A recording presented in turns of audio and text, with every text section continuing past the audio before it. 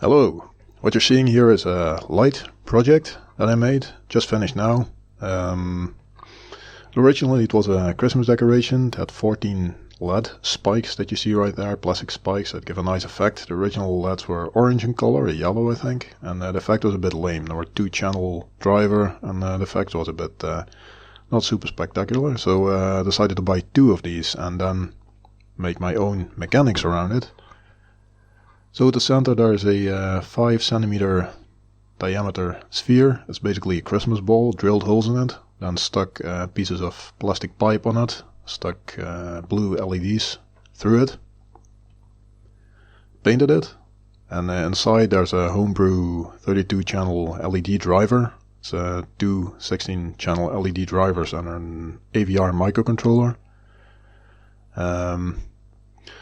The fact that you see, I think it pulls, you can connect it to a 5-volt supply, so for example USB charger, it pulls about a little bit less than 500 milliamps max.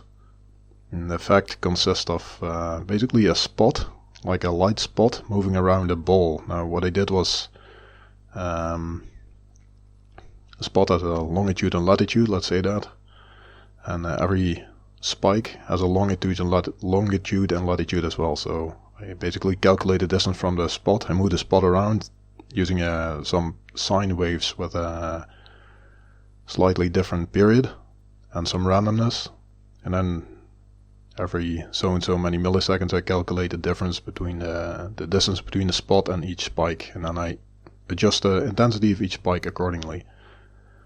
So this also looks nice at when the light's on, when the room is a bit lighter, but just turn the light off to show it in all its full glory.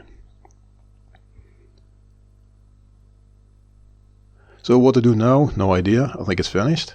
It's hanging by 2 metal wires, as you may be able to see.